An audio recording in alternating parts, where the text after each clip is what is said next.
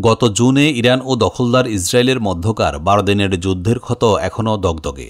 ধ্বংসযজ্ঞের সেই স্মৃতি নিয়ে আবারও যুদ্ধের দামামা বাজছে মধ্যপ্রাচ্যের আকাশে। আরেকবার যুদ্ধের উন্মাদনায় মেতে উঠেছে দখলদার ইসরায়েল। হয়তো এই আগস্টের শেষেই শুরু হতে পারে এই যুদ্ধ।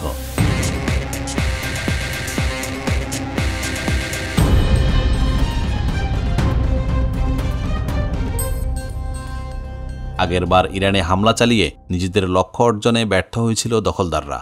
তাই এবার ইরানকে চূড়ান্তভাবে দমন করতে আবারও যুদ্ধের দিকে এগুচ্ছে ইসরায়েল। প্রতিশোধের শপথে জেগে ওঠা ইরানও প্রস্তুত যেই কোনো রক্তপাতের জবাব দিতে। আর ইসরায়েলের পাতা ফাঁদে পা দিয়ে যদি যুক্তরাষ্ট্র এই যুদ্ধে জড়ায়, তাহলে আসন্ন এই যুদ্ধ হতে পারে আরও ভয়াবহ এবং আরও রক্তক্ষয়ী।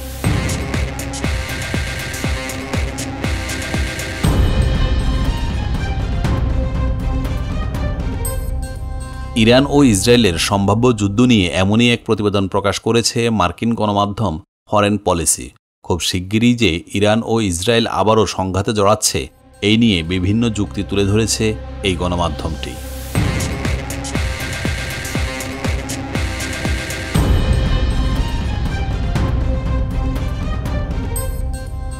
গত জুন মাসের যুদ্ধ কেবল ইরানের পারমাণবিক কর্মসূচি নিয়েই ছিল না।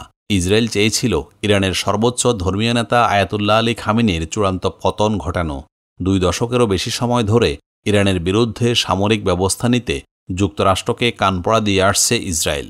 দখলদারদের লক্ষ্য হল ইরানকে যেই কোনোভাবে দুর্বল করে মধ্যপ্রাচ্যে এককভাবে রাজত্ব করা।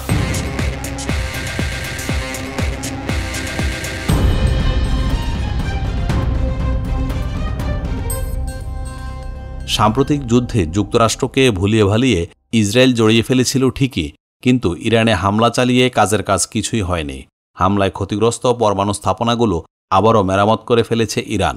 এর মাধ্যমে আরও দ্রুত পরমাণু অস্ত্র তৈরির দিকে এগিয়ে যাচ্ছে দেশটি। এতে করে ভয়ে চুপ হয়ে যাচ্ছে ইসরায়েল।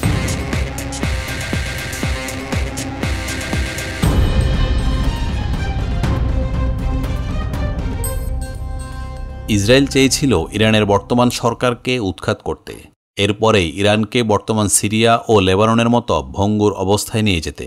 আর এমনটি করতে পারলে যুক্তরাষ্ট্রের সাহায্য ছাড়াই বোমা হামলা চালিয়ে ইরানকে দমিয়ে রাখতে পারত তারা। কিন্তু এইসব লক্ষ্যের কোনোটাই পুরোপুরি অর্জন করতে পারেনি ইসরায়েল।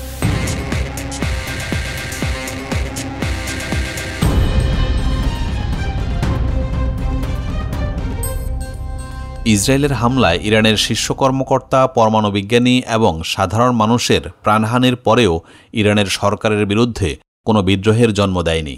ইরানের সর্বস্তরের মানুষ আরও ঐক্যবদ্ধ হয় এবং দেশজুড়ে ইরানি জাতীয়তাবাদের ঢেউ তোলে। ইরানের জনগণের মধ্যে সরকারের বিরুদ্ধে ক্ষোভ জাগানোর পরিবর্তে ইসরায়েলের বিরুদ্ধে নতুন করে জাগরণ শুরু হয়েছে।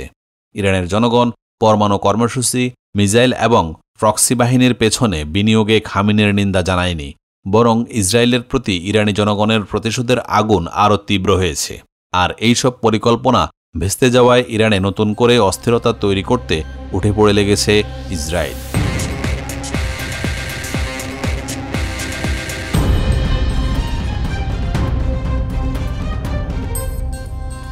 তাই এবার নিজেদের লক্ষ্য বাস্তবায়নে আবারও ইরানে হামলা চালাতে পারে ইসরায়েল। আর ইসরায়েল হামলা চালালে পাল্টা জবাব দিতে প্রস্তুত রয়েছে ইরানও।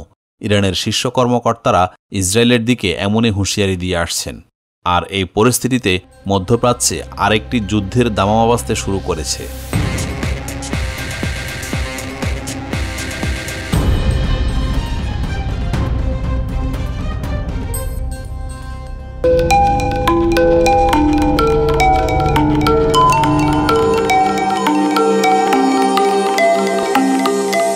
টেক টিভি, দেশ ও দশের কথা বলে।